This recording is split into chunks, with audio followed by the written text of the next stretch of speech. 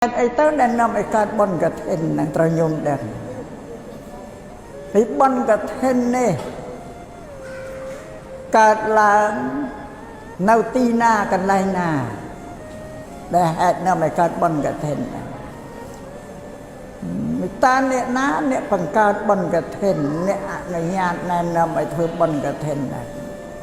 อันนั้นคือวัดโพดิเตียนเรื่องดามแนะนำไอ้การบอนกระเทนโน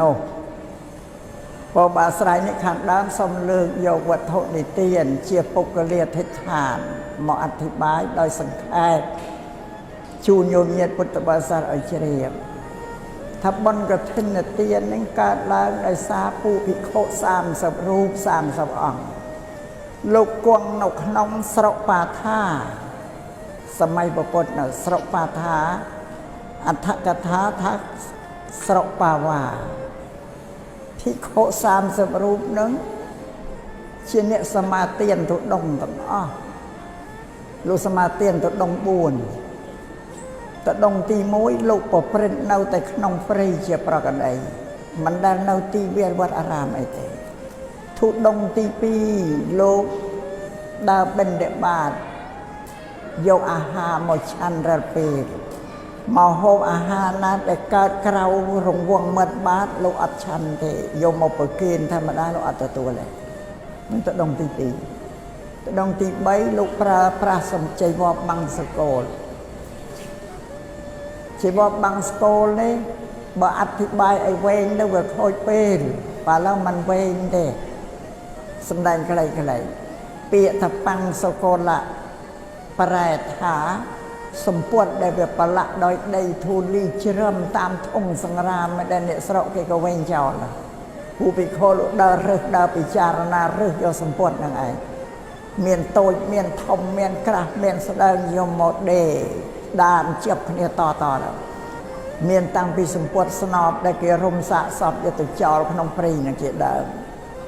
ได้เวปละโดยตุโดยเชียมสะสอบนโยมบอกขวดเท่าเดี๋ยวตัวทุยเจบอประในเปียทัสปังสโกลคือเจบอได้ดอรึสมปวดไอเกี่ยวเวงจอลโยมดานเดประเพียบเจโปหรือเมียนคราพองเมียนสระอัลลอแต่นโยมนะชีวบางสกุลเอาชีวได้ประสังพระสัตย์ไงเนี่ยธรรมาพระครับแกหับไปได้ชีวเนี่ยเมียนเชี่ยพระถ้วยชีวน้องปกีนได้ชีวบางสกุลอ่อนๆแต่ชีวบางสกุลแล้วประสัมมาสัมพุทธเจ้าผมพัดชีวพิโคได้ตรตรงชีวบางสกุลสมัยประสัมมาสัมพุทธเมียนประมากาสปเทลูกตรตรงชีวบางสกุลดอลลูกจักตรตรงกรำเกลียเต้เป็นมวยตัวไฟมังกุมประสมาสัมปทให้พระองค์โตเคยตาสัพเทยังเมียนไปจักจะเรียกคำเคลียร์คลังให้หมดโตตรงเจริญว่าบางสโกลว่าทวนนั่นเลยทุยยังนะต่อยังมันตันดอกยังพระองค์ไปเมียนประมิตาก็ดอนโยเจวอกะปะได้เจวอมปีพระองค์นั้นปเตียนตัวกาสับตัวกาสับเรียกบางเจวอบางสโกลนังเจ้าแล้วผมเมียนกำลังจักจะเรียกกรรมเกลียตรตรงไปบามาสมัยพระสมมาสัมพุทธบรมครูยังเมียนประกาศซ้ำไม่ได้บ้านตัวตู้ลำน้อยเตียนใจวอมปีพระสมมามาปเตียนอ้อยเตอร์ดอกอ้อยเตอร์เลยได้แล้วมันเชียพระอรหันต์มวยเด็ดแผลปีเกยหรือพระปุกรมประกาศซ้ำนี้ลูกทุกดงลูกโปลเปียนาเคลียนาเวียนาเย้แต่เป็นเรื่องกำจัดเกลัยถ้าทุกทวีตเย้แต่เป็นเรื่องกำจัดเกลัยนี่อย่างปนัญญาเรื่องเจ็บบานสกอลบอตีใบอติบุญตัดดงระบาลลูกพระแต่เจ็บใบเดสังเจ็บสบังมวยเจ็บไม่สังแต่ใดมวยขมีนสมปดงูขมีนเจ็บไอ้นาปีใบยมพลักโดอัตปราตปนังไอนี่ลูกตัดดงระบาลเป็นลูกแต่ลูกสมาเตียนตดงบุญดาเปลระดาวจิตโจภาษาก็พิโค30 รูปปกบูลนี่ถ้าเยอะนั่งช่วยตำนาแต่ไฟบังกุมประสมาสัมพุทธเดี๋ยวพระองค์กวงประทับในวัดจิตตุพนสุขวันแต่ก็ได้สไรมาหาวิหีวัดสุจิตตุพนโยมเยตบาน ណាដែលត្រឹបធម្មយត្រាអញ្ជើញទៅបានទៅឃើញហើយវត្តចេតពន្ធទីនឹងឯងបងដែលកើតបុណ្យកឋិនដល់ភិក្ខុទាំង30រូបនឹងលោកធ្វើដំណើរទៅវាចិត្តនឹងថ្ងៃចូលវស្សាហើយផ្លូវវាឆ្ងាយផងវាលំបាកគ្មានផ្លូវចាក់កៅស៊ូនៅដូចថ្ងៃដែរពុកមានតែផ្លូវលំឬធ្វើដំណើរតាមផ្លូវជើងកាត់ព្រៃតាមផ្លូវរទេះតាមផ្លូវអីទេវាឲ្យយឺតយូរទៅអត់បានដល់ទិសដៅទេពោលទៅតែពាក់កណ្ដាលផ្លូវទៅដល់ស្រុកសាកេតហ្នឹងដល់ថ្ងៃ100 ខែអាសាឍចាំវស្សាហ្នឹងក៏អស់ពិធីទៅទីវិញnămគ្នាចាំវស្សានៅកន្លែងហ្នឹងឯង3ខែទៅពោលដល់ចេញវស្សាហើយក៏ធ្វើដំណើរតទៅទៀតបើធ្វើដំណើរតទៅទៀតក៏ចេញវស្សាដូចឆ្នាំនេះចាំមើលខ្ញុំចេញវស្សាតែរាំងភ្លៀងបោកជោគជន់ធ្លាក់មកខ្លាំងទៅមើលដោយបច្ចុប្បន្ននេះនៅប្រជាណាចក្រកម្ពុជាយើងខេត្ត3 4ដណ្ដប់លិចលង់ពេញណាពេញណីនេះអញ្ចឹងដល់អញ្ចឹងភិក្ខុធ្វើដំណើរទៅលុយទឹកលុយផុកឆ្លងព្រៃកាត់អូឆ្លងវាឆ្លងស្ទឹងស្បង់ជីវរទៅទឹកអស់ក៏ជោគគ្មានសល់ទេតម្រឹមបានដល់ទៅវត្តចេតពន្ធហ្នឹងទៅដល់ក៏ចូលថ្វាយអង្គមព្រះសម្មាសម្ពុទ្ធយ៉ាងឲ្យចូលថ្វាយអង្គមព្រះសម្មាសម្ពុទ្ធរួចហើយព្រះអង្គក៏តូចឃើញពួកភិក្ខុក៏ពោលពាក្យដែលគួរនឹកគួររលឹកពោលពាក្យដែលរិទ្ធិចំពោះព្រះសម្មាសម្ពុទ្ធរួចក៏អង្គុយក្នុងទីប្រភេទដ៏សំគួរនៃព្រះសម្មាសម្ពុទ្ធរួចហើយព្រះអង្គទ្រង់សួរព្រះភិក្ខុទាំង30រូបនោះធម្មនាភិក្ខុទាំងឡាយអនិច្ចទាំងឡាយលោកសួរបញ្ហា4ខប្រពៃណីរបស់ព្រះពុទ្ធភិក្ខុណាទៅក៏សួរតែ4មិនឯងមិនមែនតែព្រះពុទ្ធសមណៈគោដមយើងទេសំបីព្រះសម្មាសម្ពុទ្ធរាប់សែនរាប់លានអង្គក៏ដោយឲ្យតែពួកភិក្ខុទៅថ្វាយអង្គមលោកសួរ4យ៉ាង4ខដូចគ្នាសួរមួយលោកសួរថាមនាលភិក្ខុទាំងឡាយអ្នកទាំងឡាយល្មមអត់ត្រឹមបានទេហើយទី2សួរតែមនាលភិក្ខុទាំងឡាយអ្នកទាំងឡាយល្មមប្រព្រឹត្តទៅបានទេហើយទី3សួរតែមនាលភិក្ខុទាំងឡាយអ្នកទាំងឡាយល្មមអត់មានការសាមគ្គីគ្នាព្រមព្រៀងគ្នាល្អទេហើយទី4សួរតែមនាលភិក្ខុទាំងឡាយអ្នកទាំងឡាយកន្លែងដែលអ្នកនៅនឹងមានអាហារបិណ្ឌបាតឲ្យល្មមនឹងញ៉ាំងអត្តភាពឲ្យប្រព្រឹត្តទៅបានទេសួរ4ខបានភិក្ខុទាំងឡាយក៏ចាប់ផ្ដើម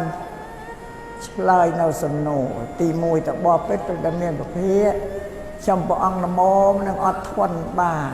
ចំពោះសេចក្តីទុក្ខដែលកើតឡើងក្នុងខណ្ឌ5ល្មមទៅត្រឹមបានទី2ថាយើងចំព្រះអង្គល្មមនឹងប្រព្រឹត្តទៅបាននៅធម៌វិន័យដែលព្រះអង្គសម្ដែងទី3ថាយើងខ្ញុំគ្រប់គ្នាទាំងអស់មានការសាមគ្គីព្រមព្រៀងគ្នាល្អណាស់មិនដែលមានទំនាស់ទើសទេអីគ្នាទេទី3ថាកន្លែងដែលខ្ញុំព្រះអង្គគង់នៅមានអាហារបិណ្ឌបាតល្មមនឹងញ៉ាំងអត្តភាពឲ្យប្រព្រឹត្តទៅបានប៉ុន្តែយើងខ្ញុំនេះវាមានការលំបាកទុកយ៉ាងខ្លាំងក្នុងការធ្វើដំណើរចូលមកថ្វាយបង្គំព្រះដ៏មានប្រភេទហ្នឹងមកតាំងពីមុនចូលវស្សាម្លេះមកអត់ទាន់ចាំវស្សាពាក់កណ្ដាលផ្លូវទៅ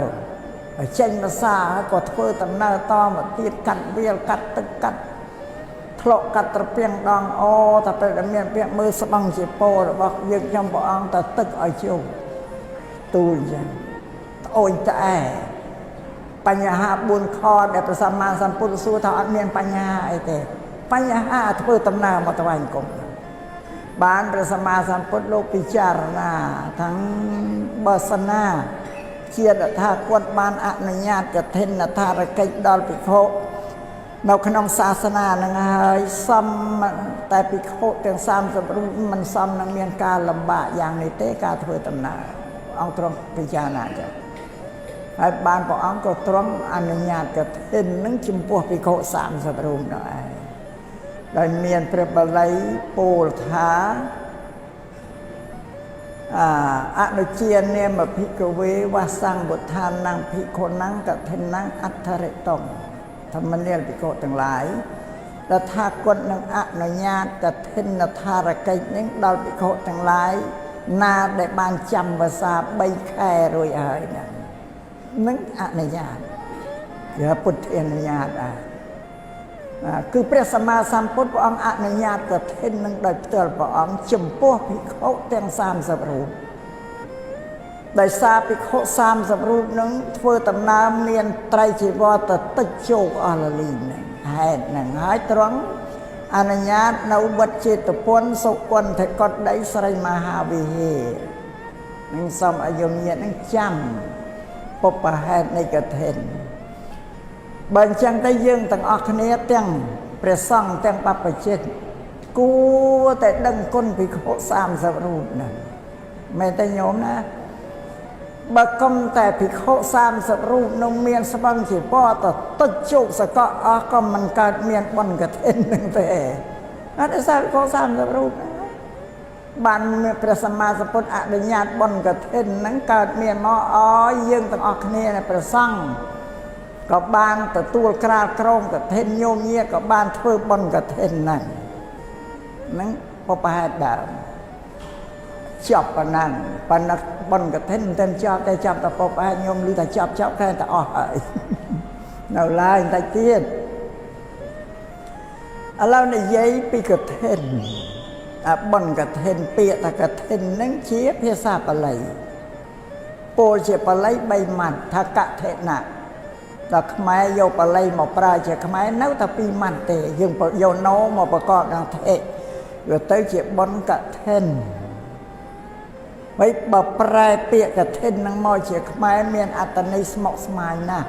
ព្រោះបុណ្យកឋិននឹងតិតងតែនឹងព្រះសង្ឃទេដែលច្រើនហ្នឹងបងសម្រាប់ញោមញាតបរិស័ទតិចតួចទេតែស្ទើរទេសនានេះចង់សម្ដែងតែវគ្គណាកន្លែងណាដែលតិតងនឹងញោមញាតរឿងព្រះសង្ឃញោមញាតមិនបាច់ចាំដឹងទេរឿងរបស់លោកទេដើម្បីឲ្យញោមញាតងាយស្រួលធ្វើអញ្ចឹងតែពាក្យកឋិនហ្នឹងបើយើងប្រែមកវាជាប់តិតងដោយនាមធម៌ផងរូបធម៌ផងតិតងក្នុងបរមត្ថអភិធម្មណោះបើយកមកសម្ដែងញោមញាតក៏មិនសូវជានឹងយល់ដឹងបានហើយក៏មិនសូវមានប្រយោជន៍ផងសម្រាប់ញោមបើអញ្ចឹងសម្ដែងពីពាក្យថាកឋិននិងបុណ្យកឋិនណាទាញបំព្រួញញោមញាតងាយយល់ពាក្យថាកឋិនបុណ្យកឋិននេះបាននេះថាបុណ្យដែលញោមញាតនឹងប្រគេនចីវរដល់ព្រះភិក្ខុសង្ឃឲ្យលោកយកទៅធ្វើកឋិនមានន័យថាអញ្ចឹងពីបុណ្យកឋិននឹងជាបុណ្យកាលទានបុណ្យមានកាលមានវេលាកំណត់ច្បាស់លាស់ក្នុងមួយឆ្នាំ365ថ្ងៃពេលដែលត្រូវធ្វើកឋិនមាន29ថ្ងៃទេគឺចាប់ពីថ្ងៃ100ខែអាសត់ទៅទល់នឹងពេញបរមីខែកដិក15កើតខែកដិក29ថ្ងៃថ្ងៃដទៃពី29ថ្ងៃហ្នឹងមិនមែនជាពេលវេលាដែលញោមញាតត្រូវធ្វើបុណ្យកឋិនទេខុសពី29ថ្ងៃហ្នឹងញោមញាតជ្រះថ្លាចង់ធ្វើបុណ្យកឋិនធ្វើម៉េចក៏មិនបានទទួលអានិសង្ឃជាបុណ្យកឋិនដែរអត់បានទេពីព្រោះវាខុសកាលខុសវេលាវាប្លែកនឹងបុណ្យដទៃនានាទៀតហ្នឹងជាសាធារណៈបុណ្យសាធារណៈទានញោមញាតជ្រះថ្លាធ្វើថ្ងៃណាក៏បានអត់មានទោះទេរាបុណ្យកឋិនទានហ្នឹងមានតែ29ថ្ងៃប្រហែលតែត្រូវធ្វើនឹងសូមឲ្យញោមញាតជ្រាបចឹងឥឡូវអាត្មាសម្ដែងពីបុណ្យកឋិនទានពីពុទ្ធសម័យហើយនឹងកឋិនរបស់ញោមនេះទីព្រៀបឲ្យញោមទីព្រៀបថាតើដូចគ្នាឬខុសគ្នាកឋិនពីសម័យដែលប្រពន្ធគង់នៅជារឿងអតីតដែលកន្លងផុតហើយញោមញាតអត់ឃើញទេអត់ដឹងទេនឹងយ៉ាងម៉េចទេបើเราលើករឿងដែលកន្លងផុតហើយហ្នឹងមកលាតត្រដាងជូនញោមញាតឲ្យដឹងកឋិនសម័យប្រពន្ធគេធ្វើយ៉ាងម៉េចថាកឋិនសម័យប្រពន្ធអត់ដូចកឋិនញោមញាតទេគ្មានសូត្រមន្តគ្មានទេសនាគ្មានប្រគិនចង្ហាន់អីទេហើយក៏មិនមែនមកជាស្បង់ជាចីវរតែមកជាសម្ពុតសត្វទាំងអស់ញោមញាតណាជ្រះថ្លាធ្វើបុណ្យកឋិនក៏ប្រកបប្រកាសប្រាប់ទៅបងប្អូនសន្តានព្រៀងលៀនទៅថានឹងជ្រះថ្លាធ្វើបុណ្យកឋិននាំសម្ពុតកឋិនទៅប្រគេនចំពោះព្រះសង្ឃគង់នៅវត្តណាមួយទៅដើម្បីលោកធ្វើកឋិន ដល់ញោមញាតបានទទួលពើដែលមានសេចក្តីប្រកបប្រការហើយក៏ជ្រះថ្លាយកសម្ពុតមកសម្ពុតតំផាប់តំកៃតំដុំយកមកចូលក្នុងបង្គធិនហ្នឹងរួចហើយក៏សន្មត់ពេលវេលាគ្នាថ្ងៃណានឹងនាំទៅប្រគេនដល់ជំនុំសង្ឃក្នុងទីណាដែលយើងត្រូវទៅសន្មត់ទៅតាមមកវេលាគេនាំគ្នារែកនាំគ្នាជូតនាំអ្នកដាក់ទៅដល់វត្តហ្នឹងគេប្រគេនប្រធានសង្ឃចៅអធិការហ្នឹងពេចលោតែខ្ញុំយើងខ្ញុំរើគ្នានាំសម្ពុតយកមកវេប្រគេនដើម្បីប្រសង់ធ្វើកឋិនជាកឋិនជាវរហ្នឹងគេទូលកាត់ដែរប្រគល់ទៅប្រគេនទៅលោកទៅគេនជំនុំសង្ឃទៅក៏ដល់រួចហើយប្រសង់លោកទទួលទៅ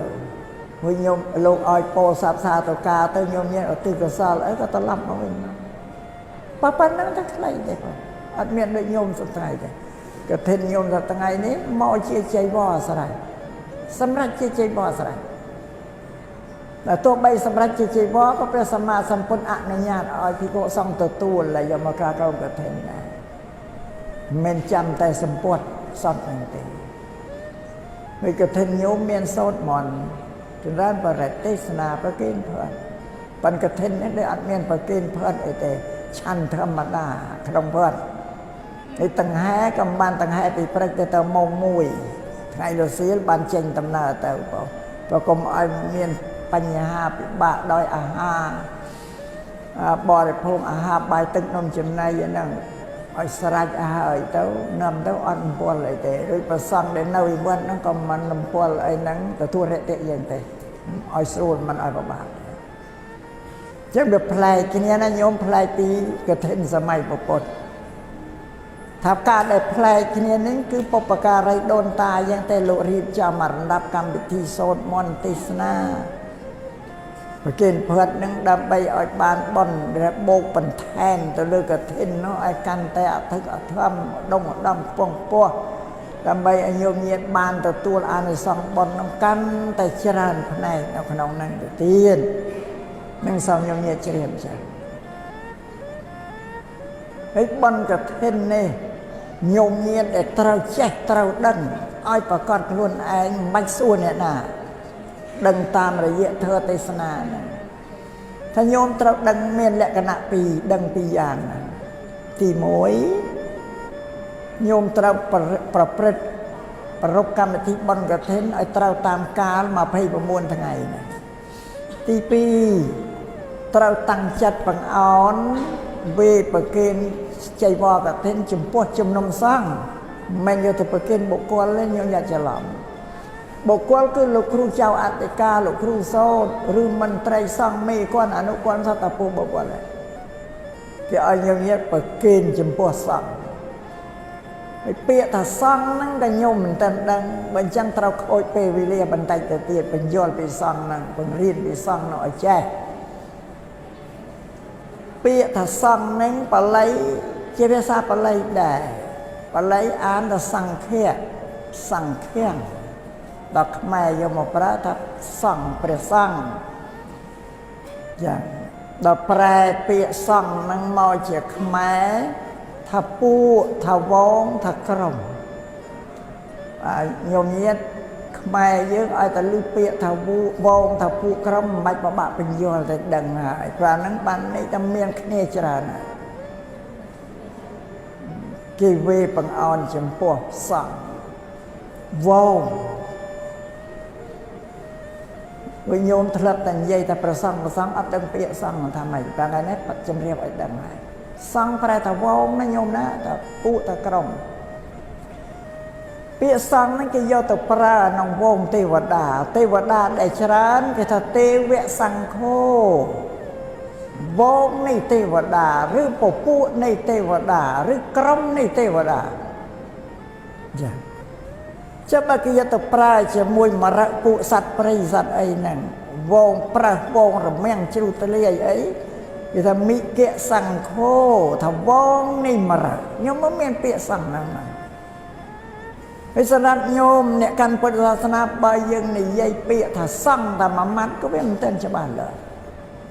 ព្រោះសង្ឃប្រែមកថាជាវងពាក្យហ្នឹងវានៅកណ្ដាលនៅឡើយតែអត់ទាន់ដឹងច្បាស់ទៅលើអីទេ បញ្ជាទម្លាប់របស់យើងថាប្រសំចេះតែយល់ថាពូតអ្នកប៊ូទៅតែឲ្យយល់ត្រឹមត្រូវតាមពាក្យសង្ឃនោះវាអត់ត្រូវទេសូមញោមញាតជ្រាបចា៎ព្រោះញោមញាតដូចញោមញាតយើងកាន់ពុទ្ធសាសនាឲ្យតែឮពាក្យថាកម្មពាក្យកម្មសំដៅទៅលើសេចក្តីអាក្រក់ជួបប្រទេសនិងផលអាក្រក់ទុកទោសហើយនេះឲ្យតែឮពាក្យថាកម្មប៉ុន្តែពាក្យថាកម្មនេះភាសាបាលីប្រែជាខ្មែរថាអំពើទេការធ្វើទេបាលីហៅកម្មនឹងសូមឲ្យញោមញាតជ្រាបចា៎នឹងពាក្យកម្មណាវិញញោមញាតឲ្យតែឮតែពាក្យថាកម្មសំដៅទៅលើតែសេចក្តីអាក្រក់ទុកទោសកម្មមិននៅកណ្ដាលតែយើងនិយាយថាកុសលកម្មបានន័យថាអំពើល្អអកុសលកម្មគឺអំពើអាក្រក់វាច្បាស់ហ្នឹងបានច្បាស់ថាកម្មតែមួយម៉ាត់មិនដឹងទៅលើអីទៅនៅកណ្ដាលប៉ុន្តែលើកយើងថាវាបាក់ពីតែឮតែកម្មគិតតែពីរឿងអាក្រក់ហ្នឹងឯងតែទទួលជួបផ្ទះសេចក្តីអាក្រក់អើយខ្ញុំកម្មអាក្រក់ដល់ហើយតែដល់ជួបសេចក្តីល្អអត់ថាទេខ្ញុំនេះកម្មល្អហើយអត់បាននិយាយយ៉ាងទេនេះវាខុសតែបើយើងពោលឲ្យត្រូវក្នុងភាសាពុទ្ធសាសនាគួរថាភិក្ខុសង្ឃវងនៃភិក្ខុអានេះវាច្បាស់ថាវងនៃភិក្ខុអញ្ចឹងគួរញញោមរៀនពោលឲ្យត្រូវថាព្រះភិក្ខុសង្ឃញ៉ែទៅឬភិក្ខុសង្ឃប្រជុំនៃភិក្ខុច្រើននេះក៏ធិនទាននេះគេវេចំពោះជំនុំសង្ឃទេគេធ្វើកៅសង្ឃទានគេធ្វើទានចំពោះសង្ឃធ្វើជាលក្ខណៈទី1ត្រូវធ្វើតាមកាលរបស់កឋិនទី2ត្រូវញោមយកទៅវេប្រគេនចំពោះវងនៃភិក្ខុសង្ឃកាលណាញោមធ្វើត្រូវតាមលក្ខណៈពីរញោមនឹងបានអានិសង្ឃជាសង្ឃទាននឹងធំធេងក្រៃលែងបងបើញោមធ្វើនឹងបុគ្គលមិនសូវបានទេបនបានទេតែទួយពីពុទ្ធសាសនាហ្នឹងព្រះសម្មាសម្ពុទ្ធលោកសម្ដែងទូលមានឲ្យយើងមើលទៅមិននិយមទេបុគ្គលនិយមតែពួកវងព្រោះកិច្ចការនៅក្នុងពុទ្ធសាសនាធ្វើអីជាបុគ្គលអត់បានទេពិធីសង្ឃកម្មហ្នឹងត្រូវធ្វើជាពួកក្រុមពួកវងនឹងសូមឲ្យយើងញាតិយល់ចឹងនៅក្នុងពុទ្ធសាសនាព្រះសម្មាសម្ពុទ្ធលោករៀបវងព្រះសង្ឃមាន5វងវងទី1មានភិក្ខុ4អង្គ4រូបហៅចតុវៈសង្ឃវងទី2មានភិក្ខុ5រូបហៅបញ្ចវៈសង្ឃវងទី3មានភិក្ខុ10រូបហៅទស្សវៈសង្ឃវងទី4មានភិក្ខុ20រូបហៅវិសតិវៈសង្ឃវងទី5មានភិក្ខុចាប់ពី21ឡើងដល់រាប់រយរាប់ពាន់គេហៅអតិរេកវិសតិវៈសង្ឃលោករៀបឲ្យមាន5វងនេះសម្រាប់ធ្វើកិច្ចការនៅក្នុងពុទ្ធសាសនាធ្វើអីជាបុគ្គលអត់បានទេដោយកឋិនរបស់ញោមនេះយកទៅវេរបស់យើងយកទៅវេនេះតែប្រសង់វងប្រសង់5អង្គចាប់ពី5អង្គទៅបានធ្វើបានមិនត្រឹមតែ4អង្គអត់ធ្វើកឋិននឹងបានដែលលោកទទួលយកប្រសង់ទទួលយកពីយើងទៅហ្នឹង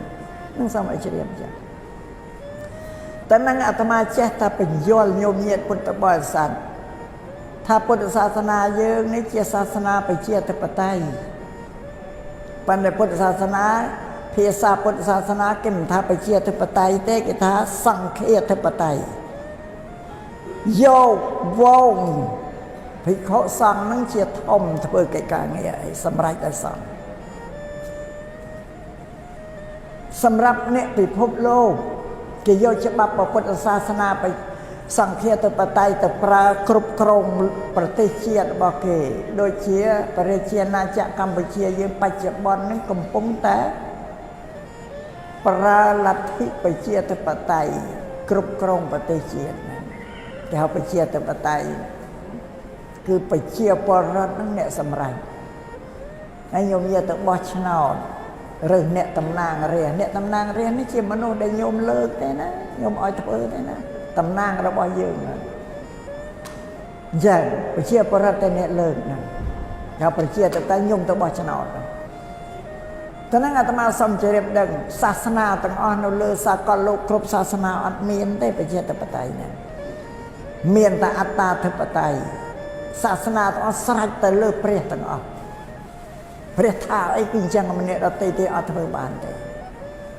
พุทธศาสนาเยี่ยงนี่เวลาอ่อมวยตีนอันใหญ่จรดเลยยุ่งได้ก็เตรียมสดับตั้งยอมเตรียมกุยสดับได้ตั้งพุทธศาสนาเยี่ยงละอ่อมากระไลมวยตีนสำหรับพระพุทธเจ้าบรมครูศาสนาดติมได้นาตัวแก่เปรียบานได้เปรียบได้ดักลุนอ้อยบอริษัทมือโตเท่นั้นโยมนะ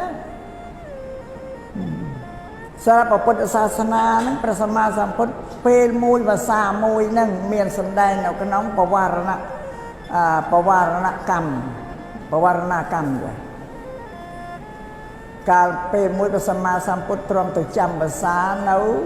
วัดระบอนมหาบาสิกาวิสาขาสร้างทวายนั่นตรองกวงเนาหรือประสาทนั่นดาวิเลียเจงภาษาปวารณาเจงภาษาพระองค์ประกาศจำพวกพระสังสาวะต่างอ้อเดินเอาขนมปวารณากรรมนั่นดักลุนพระองค์ถ้าสมอ้อยประสังต่างอ้อเมื่อโตระบพระองค์พอเมียดเมื่อกำเฮาพอบานเคยบานลือบานรังกี้เอาไว้ได้พระองค์เพื่อตะเวียเข้าเวียมันซ้ำรมนั่นเชื่อมเขาอ้อยประสังตูลเมียนแก่พระองค์อ้อยปรับพระองค์นั่งแก่ละอ่อนนั่นโยมนะแล้วโลกเมียนเมศาสนามวยนั่งไอ้ดักลุนอ้อยบริษัทช่วยปัญหาปรับตัวของเราได้เพื่อเต้าเดือดเข้าชกันโกงนะยมดังได้เป็นนังปูประสังต่างอสงาสดซาเลื่อนปะอแต่ยี่เปรียบบรมศาสนาเจ้าละอ้ออิมาแล้วเราเลยโลมได้เมียนศาสนาไม่ศาสนานามดักลุนอ้อยบริษัทตูเมียนเตช่วยแก่แต่เมียนแต่พระสัมมาสัมพุทธเจ้ากรูผู้พระอรหันต์เลื่อนปะออกตรงนี้จำน้อยมวยนั่นโยมได้ศาสนายังละอ่อนนะพระพุทธเยอะหลกเม่นเอาแต่ไปเลิกเกตรูแต่ไปเลิกเกตนะครูไอ้ได้เข้าให้เต้นดักก็ม้อที่ช่วยแก่เตี้ยนึ่งจำน้อยได้ละอ่อนพุทธศาสนาบ้านพุทธศาสนาเนี่ยกิจทาเชียศาสนาลัทธิประเชียธิปไตยจักต้มนับเลิกไปพบโลกมนเกปี1,600 ชนะมาละอ่อนนั่นโยมนายยังมาเมียนพระเปรย์สำนักและบานมาเชโรกราวมาลบอุปศาสนานั่นละอ่อนฝึกการโดยสังเคียธิปไตยมาจังไปเชี่ยมาดองตีนโยมเนี้ยฝึกกระเทนคือเราแจกดังครุนเองครุนนี้ฝึกไอ้เราตามกาลมุ้ยปังอ้อนจันเวปเกณฑ์จำพวกจำนมสั่งไอ้สายนี่แต่เวปเกณฑ์จำนมสั่งวัดเยี่ยงไม่ได้แต่เกณฑ์เราครูเจ้าอะไรกันอะไรพระสัมมาสัมพุทธลูกกรบสั่งกรบขนมสั่งได้โยมก็แต่ดักลุนไอ้ประสังนั่งแก่กับเอาโลงเฮ้ยยังเพิ่มบอลนั่งบกกลบอลบานแน่แต่เวทไตบอลเพื่อจำพวกสังบานจะพระพุทธพระสัมมาสัมพุทธเมียนเป็นมวยนั่นมาหาประเดชเชียโกตไมเชียประเมตตรชามาได้มีนพ้องมาได้เช่นว่าเชียทลานพระสัมมาสัมพุทธบานสมปวดสะอาดละอ้อตามกัมปีเย่ถักดำกับบาดดำไอ้เด็กเตอร์คนไอ้เราวิ่งบ่วิ่งไอ้ทั้งอ้อยหมดตะบานตะบานเลยไอ้ย่างประเนตสมัยนั้นเชียทลาท่านนังโยกใจบอเนี่ยตัวถวายสมปวดพระสัมมาสัมพุทธบำนอนพอดับบานสำรัญไอ้ก้อนน้ำใจบอนั่นตัวถวายพระสัมมาสัมพุทธพระองค์กวงใจดำอาตเมียนพระอรหันต์กวง500ปันต่อเลยดังจังมาเด็กไปเชียร์โกตไมก็ปังอ้อนเลิกใจบอน้ำถวายแต่พระสัมมาสัมพุทธแต่พระองค์ตรงสังเคราะห์ถ้าดอทากวนนี้เชียร์บุกกลเลยพอพ้นนึงเชียร์บุกกลเลยจังพระองค์จังไอ้ประเมตได้ชานั้นก็รบขนมสังเถื่อเตียนขนมสังก็มาไอ้เถื่อขนมบุกกลเถื่อขนมสังบานบอลจะได้ ដល់អញ្ចឹងលើកចៃវរហ្នឹងប្រគិនទៅព្រះអង្គអត់ទទួលទេអត់មិនទទួលអង្គលើកបើជើងអល់ទៅថាណាជើងអល់ទៅព្រះសារីបុត្រគង់បន្ទាប់ដល់អញ្ចឹងនាងអន់ចិត្តព្រះអង្គនិយាយទេដល់ព្រះអង្គជើងអល់ក៏តាមទៅខ្លាចបង្អន់ទៅប្រគិនព្រះសារីបុត្រទៅដល់ព្រះសារីបុត្រលោកអត់ទទួលទេលោកជើងអល់ទៅមុខលៀងខាងក្រោយបណ្ដើទៀតដល់ទៅមុខលៀងអត់ទទួលចេះតែជើងអល់តគ្នាតែដល់ចុងទី500ណាភិក្ខុទី500ណាចុងក្រោយចុងប៉ុចឈ្មោះព្រះអាចិតភិក្ខុជាកូនរបស់ព្រះបាទអាចិតសត្រូវដល់ទៅដល់អាចិតភិក្ខុលោកនៅក្រោយគេបែរទៅទៀតមានណាទៀតអត់នៅក៏ទទួលយកទៅចៃវរក្រណអាចិតភិក្ខុទទួលយកចៃវរនឹងភ្លាមមហាបដិជិតអីហូរទឹកភ្នែកលហាមភ្លាមសោកសង្រេងអន់ចិត្តប៉ុន្តែអាត្មាមិនប្រើពាក្យថាអន់ណាឥឡូវថាប្រើថាត្រងល់ចិត្តចឹងណាញោមថាអន់ចិត្តដូចចិត្តអត់ធ្លាក់ខ្លាំងវិញត្រងល់ចិត្តស្រក់ទឹកភ្នែកតូចចិត្តថាបើព្រះសម្មាសម្ពុទ្ធនឹងមិនទទួលគូព្រះសរិបុត្រប្រមោគលានព្រះអរហន្តបន្តគូទទួលទៅចោលនឹងអត់អង្គណាក៏មិនទទួលដែរទៅបានអាចិតភិក្ខុដែលទឹកបួសហើយមិនទៅដឹងអីហ្នឹងនេះអន់ចិត្តតូចចិត្តញោមដល់អញ្ចឹងព្រះសម្មាសម្ពុទ្ធលោកយន់លោកជ្រាបហើយថាសេចក្តីធ្លាក់ទឹកចិត្តហ្នឹងទឹកចិត្តបជាបដិកោតមីប្រមេតចាធ្លាក់ទឹកចិត្តឃើញហូរទឹកភ្នែក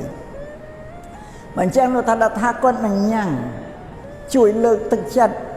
ប្រមេតចាដែលធ្លាក់នឹងឲ្យវាឡើងខ្ពស់ឡើងវិញដល់ព្រះអង្គលើកយកបាតព្រះអង្គមកព្រះអង្គអធិដ្ឋានថាសុំឲ្យបាតរបស់ព្រះអង្គនេះឲ្យបាត់ទៅឲ្យបាត់សូន្យទៅវាលើកបើព្រះអង្គដល់លោកអធិដ្ឋានបាតហ្នឹងក៏បាត់ទៅដល់បាត់អង្គប្រកាសថាតើជំនុំសង្ឃទាំងអស់ព្រះអរហន្តសាវកទាំងអស់អង្គណារោបាតព្រះអង្គឃើញមកវិញដល់ព្រះអង្គឲ្យរោព្រះអង្គលោកអធិដ្ឋានណាទុកឯណាអង្គណាក៏មិនឲ្យរកឃើញទេតានៅទេតាឲ្យអាចិតភិក្ខុដល់រកឃើញអញ្ចឹងទៅព្រះអរហន្តតាំងពីព្រះសរិបុត្រមុខលានអង្គណាក៏រកមិនឃើញដល់ព្រះអរហន្តគ្រប់អង្គលោករោមឃើញព្រះអាចិតភិក្ខុខាងក្រោយហ្នឹងឃើញតែអង្គណារកឃើញបានលោកនឹកឃើញបើអញ្ចឹងអញនៅចុងក្រោយគេរកបានលោកអធិដ្ឋានថាបើអនាគតកាលទៅខាងមុខអាត្មាអញនេះនឹងបានត្រាស់ដឹងជាព្រះពុទ្ធអង្គជាព្រះពុទ្ធមួយព្រះអង្គក្នុងអនាគតកាលសូមឲ្យបាតរបស់ព្រះដ៏មានពពាកមកសំថិត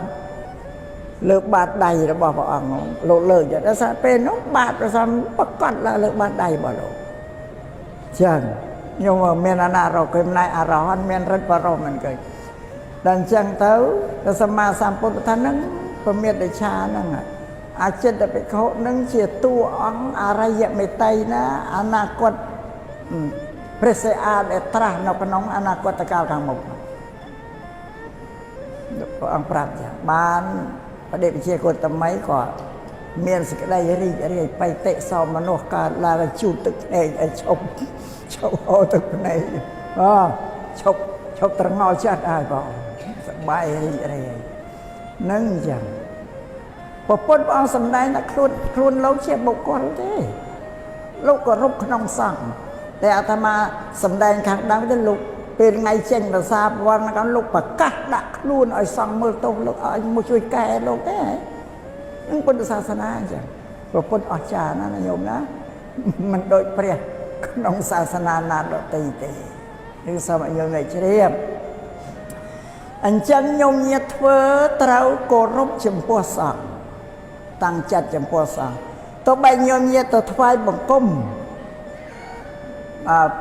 ភិក្ខុតែមួយរូបមែនក៏បើញោមញាតិត្រូវបង្អន់ចិត្តលើកចិត្តដាក់ទៅព្រះសង្ឃគោឲ្យផ្ដោតទៅលើបុគ្គលកុំឲ្យដូចដូនតាលោកថាថ្វាយអង្គមព្រះទៅប៉ះស៊ីម៉ង់ថ្វាយអង្គមលោកសង្ឃទៅប៉ះកូនអ្នកស្រុកអានឹងបុរាណថាហើយតែញោមមិនដឹងថ្វាយទៅប៉ះតែស៊ីម៉ង់ហើយប៉ុន្តែមើលទៅថាយូរហើយញោមថ្វាយទៅប៉ះតែស៊ីម៉ង់ហើយមើលទៅ ថ្ងៃនេះបង្រៀនញោមថាឲ្យឈប់ថ្វាយគុំទៅប៉ះស៊ីម៉ងឲ្យថ្វាយគុំលោកសង្ឃគុំទៅចំពោះអ្នកស្រុកណាថាថ្វាយគុំព្រះទៅប៉ះស៊ីម៉ងមិនពុទ្ធរូបនោះគេធ្វើពីស៊ីម៉ងឬគេធ្វើពីថ្មពីឈើអីប៉ាអ្នកប្រាយលោកនិយាយពីស៊ីម៉ងដែរប៉ាពេតដូចតែគ្នាកាលណាញោមថ្វាយគុំពុទ្ធរូបកណ្ដារូបនឹងជារូបបដិមាចក្រឹងជាអារម្មណ៍រូបារម្មណ៍ដល់ផ្លូវចិត្តយើងទេឲ្យយើងដឹងមានសតិតែចិត្តយើងលើកឲ្យផុតពីរូបដែលនៅមុខយើងហ្នឹងលើកថ្វាយបង្គំដល់ព្រះអរហន្តសម្មាសម្ពុទ្ធដែលលោកត្រាស់ដឹងនៅកុំឲ្យចិត្តវិជាប់ជំពាក់នឹងរូបនៅក្នុងមុខហ្នឹងបើសិនណាជាប់ជំពាក់នៅរូបនឹងមុខនោះប៉ះស៊ីម៉ងហើយឬប៉ះឈើហើយបើគេធ្វើពីឈើក៏ប៉ះឈើបើគេធ្វើពីថ្មក៏ប៉ះថ្មហ្នឹងឯងតែបើសម្រាប់អ្នកបួសជាភិក្ខុថ្វាយបង្គំបដោតចិត្តទៅលើរូបបដិមាចម្លាក់ហ្នឹងត្រូវអាបត្តិទៅគាត់នឹងប្រាប់ញោមឲ្យច្បាស់យ៉ាងទេបើញោមអត់ត្រូវអាបត្តិអីទេប៉ុន្តែវាចំស៊ីម៉ងវាមិនបានទៅចំអង្គពុទ្ធឯត្រាស់ដឹងណាអាចថ្វាយបង្គំលោកសង្ឃទៅប៉ះកូនអ្នកស្រុកមិនថ្វាយបង្គំបដិគុណចៅអធិការថ្វាយបង្គំដេគុណគ្រូសូត្រថ្វាយបង្គំព្រះមេគាត់អនុគាត់តាហ្នឹងបោកគាត់អាហ្នឹងប៉ះកូនអ្នកស្រុកហើយបងបើញោមថ្វាយបង្គំលោកជាបុគ្គលលោកក្មួយលោកកូនលោកគ្រូមែនប៉ុន្តែពេលដែលគោរពត្រូវលើកចិត្តឲ្យផុតទៅថ្វាយបង្គំចំពោះព្រះសង្ឃអាហ្នឹងបានប៉ះព្រះសង្ឃតែថ្វាយបង្គំលោកគ្រូលោកក្មួយលោកកូនឯប៉ះកូនអ្នកស្រុកហើយអាហ្នឹងត្រូវញោមចេះដឹងរៀនកែសម្រួលឲ្យត្រឹមត្រូវទៅតាមពុទ្ធសាសនាពាក្យទូលមានព្រាហ្មណ៍đạoរបស់ព្រះពុទ្ធណាបាទតែញោមណាមកអញ្ចឹងម៉ោង5លើសហើយមើលចង់និយាយអីបន្តិចទៀតនិយាយបន្តិចទៀតចាឥឡូវការសំដែងពីកឋិននឹងនៅច្រើនណាស់បើយល់តាមពេលវេលាបណ្ឌតិនេះទៀតអាត្មាសំដែងខាងដើមតែប្រសង់មិនអាចធ្វើមេបន់បានទេតែបន់កឋិននេះធ្វើមេបន់បានតែបានយកទៅដាក់វត្តគេនិយាយម្ដងទៀតជឿនឲ្យច្បាស់ឯបណ្ឌតិនេះបានបន់តែអ្នកសម័យទៀនអ្នកម្ចាស់បន់ទេបដិគិអកប្រសង់អ្នកទៅទទួលទានអត់បានបន់ទេបានតែបច្ច័យ4នឹងយកមកប្រើប្រាស់ក៏សម្រាប់ញ៉ាំងអត្តភាពជីវិតឲ្យរស់នៅបានតែបន់កឋិននេះបានបន់ទាំងញោមអ្នកម្ចាស់ដើមបន់ក៏បានប្រសង់បដិគិអកក៏បានដែរញោមមើលផ្លែកបន់ណាដទៃទាំងអស់អ្នកម្ចាស់ទានញោមញាតក៏បានប្រសង់ក៏លោកបានអានិសង្សដែរតែសំដែងដល់អានិសង្សជិតចប់ហើយណាញោមបន្តិចទៀតចប់5នាទីទៀតចប់សម្រាប់អានិសង្សរបស់ព្រះសង្ឃដែលបានអនុមោទនាក្រាលក្រមកឋិនបាន5យ៉ាងទី1អនាមន្តាចារោកាលណាបានអនុមោទនាក្រាលក្រមកឋិនហើយលោកចង់និមន្តទៅកាន់ទីណាมันពិបាកលាភិក្ខុพร้อมគ្នាទេចង់ក៏ទៅมันមានអាបត្តិទោសអីទេទី2អសម្មាទានចារោបានក្រាលក្រមអនុមោទនាកឋិនហើយលោកនិមន្តទៅសិនឯណាតាមស្រុកតាមភូមិឯណាមិនចាំពិបាកយកចីវរទៅ3ទេទៅតែស្បង់មួយចីវរមួយបានទុកសង្កដីទុកឲ្យនៅក្នុងវត្តក្នុងកត់បានបើមិនបានអនុមោទនាកឋិនត្រូវយកទៅទាំង3ដូចភិក្ខុ30រូបនៅឯស្ពាយទៅសំពេញសំពងមកហើយអានិសង្សទី3គណៈភោជនៈនិងបរមបរៈភោជនៈអាចទទួលគណៈភោជនៈឆាន់បានបរមបរៈភោជនៈឆាន់បានឬញោមញាតនិមន្តទៅឆាន់ពោលពាចា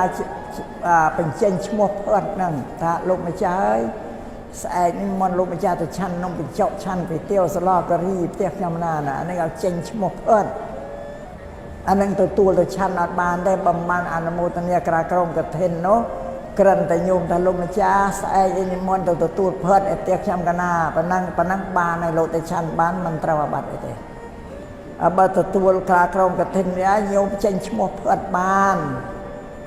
ថាស្អែកនិមន្តទៅឆាន់ឆាន់បាញ់ឆៅបាញ់ហើយទេខ្ញុំណាលោកទៅឆាន់អត់ត្រូវអាបត្តិអីទេទី4យាវតដ្ឋចៃវរੰអាចទុក ចៃវរដែលវាច្រើនហួសពីប្រើកៅអតិរេចៃវរឲ្យកន្លង10ថ្ងៃឡើងទៅអត់ត្រូវអាបត្តិអីទេមិនបានពន្ធុអធិដ្ឋានអត់ត្រូវអាបត្តិអីទេបើមិនបានអនុមោទនាការក្រមប្រទេសនេះទុកចៃវរដែលវាច្រើនហួសលើឲ្យកន្លង10ថ្ងៃទៅមិនបានពន្ធុអធិដ្ឋានត្រូវអាបត្តិអូយ៉ាងអានិសង្ឃទី5យោតថចៃវរុបាតោសោនិសង្ឃបវិសតិកាលណាបើអនុមោទនាក្រក្រមកឋិនរួចហើយខាងក្រោយមកមានញោមញាតនឹមចៃវរអីទៅប្រគេនប្រសង់ឬនឹមវត្ថុប្រគេននៅក្នុងវត្តអាចបានទទួលមួយភាគមួយចំណែកដែរអានេះអានិសង្ឃ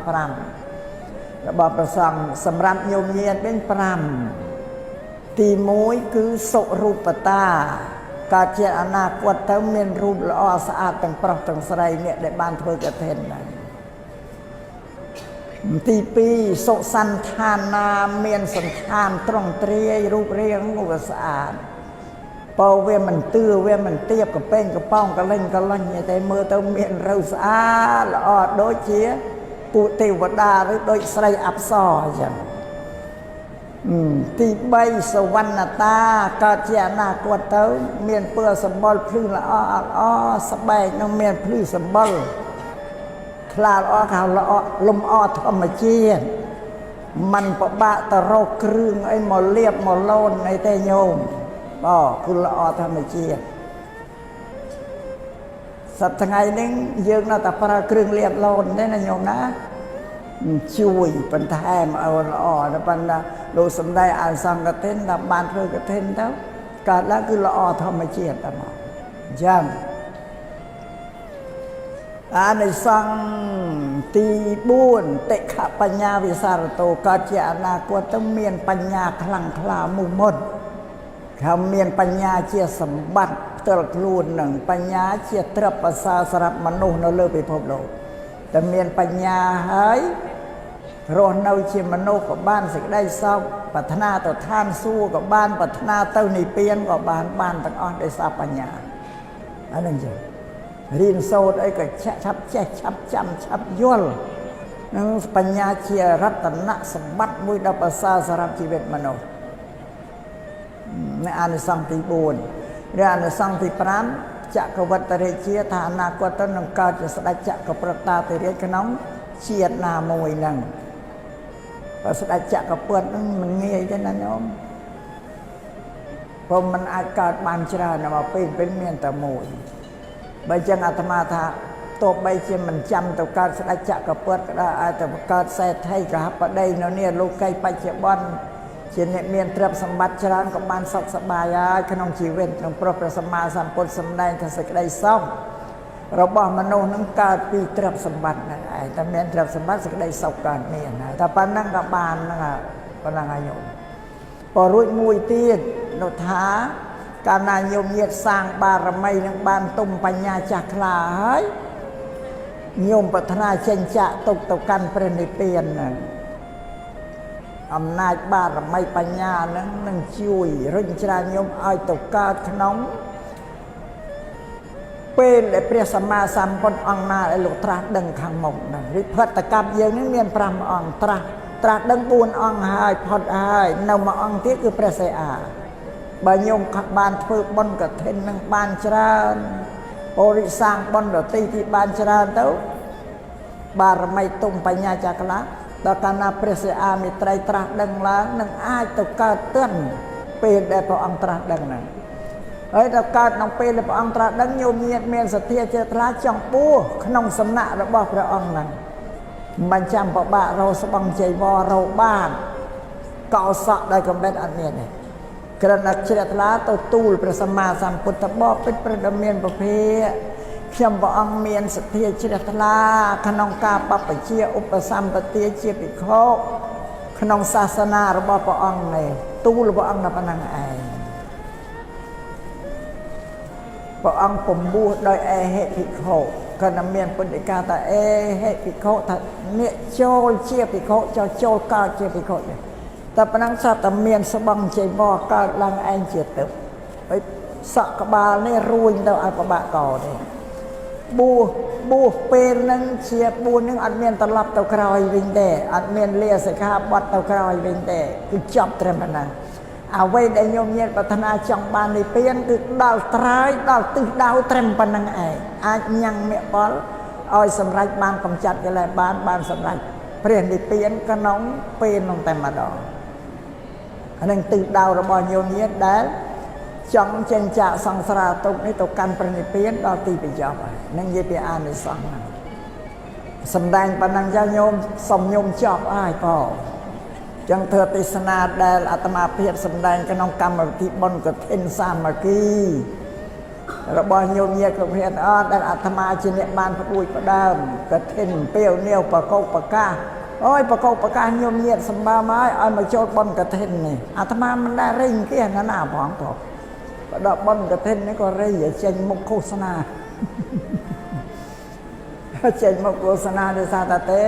នាំយកទៅប្រគេនវត្តគេដទីទៀតតែបើសិនវត្តឯងក៏មិនហ៊ានអាត្មាមិនដែលរេញគេឲ្យញោមញាតិណាផងបើដល់បុណ្យកឋិននេះចេញមុខឃោសនាទៅយកពេលធម្មទេសនាក្នុងឱកាសនេះក៏សន្មតទៅចាប់ដោយសង្ខេបតែប៉ុណ្ណេះឯងអេវ៉ាំង